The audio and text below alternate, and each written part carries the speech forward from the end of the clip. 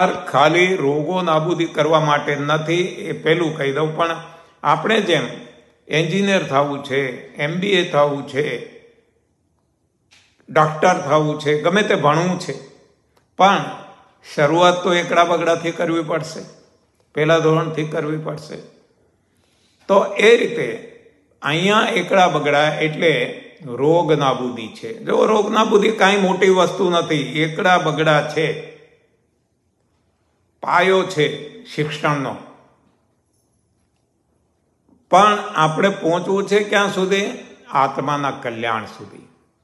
એટલે આપણી વાતો માત્ર શરીરના રોગ પૂરતી મર્યાદિત નથી, પણ દૈહિક, જેને આપણે શારીરિક કહીએ, શારીરિક, દૈહિક અથવા કાયિક કહીએ. પેલું સુખ નિરોધકી કાયા, તો એ કાયા તો દૈહિક, કાયિક, શારીરિક જે કહીએ તે. એટલે દૈહિક, ઐન્દ્રિક, માનસિક, બૌદ્ધિક, ચૈતિક અને આત્મિક, એ બધા રોગો આપણે દૂર કરી અને પ્રભુ પ્રાપ્તિ સુધી આપણે પહોંચવું છે. અને આત્મા અને પરમાત્માની મિલન એ છે યોગ.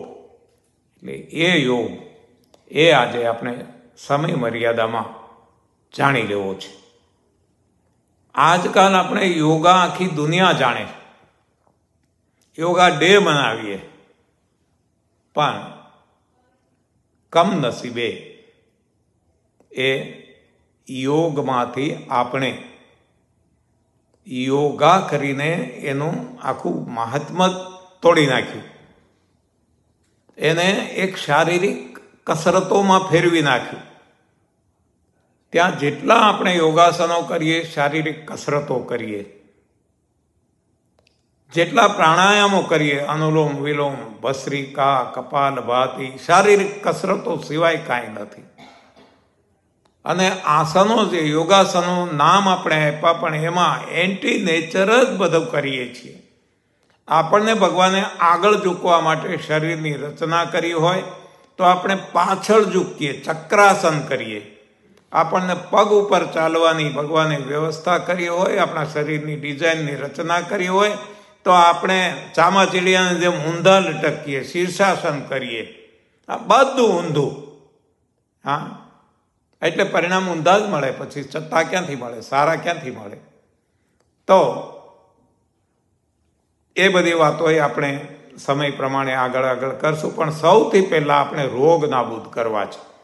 જેને પણ ડાયાબિટીસ છે, BP છે, એસિડિટી છે, માઇગ્રેન છે, જેને જે રોગ હોય, તમામ રોગો માટે હું એક જ પ્રિસ્ક્રિપ્શન આપું છું. આયુર્વેદમાં જશો, જુદા જુદા પ્રિસ્ક્રિપ્શન હશે, એ ચેક કરશે. વાત છે, પિત્ત છે, કફ છે, તો એ પ્રમાણે એના ઓસડિયા ઔષધિઓ, સુવર્ણ વસંત માલતી ને આન તેને બધું જુદું જુદું આપશે.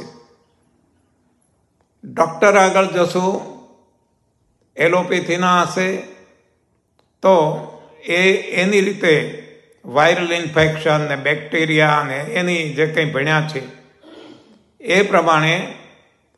એ માથાનો દુખાવો હશે તો ક્રોસિન, એનાલ્જીન, નોવેલ્જીન એવું કોઈ જીન ને સિન ને એવું પ્રિસ્ક્રાઇબ કરશે. પેટનો દુખાવો હશે તો બારલગન કહેશે. સાંધાના દુખાવો હોય તો વળી બીજી દવાઓને છેવટે સર્જરી કહેશે.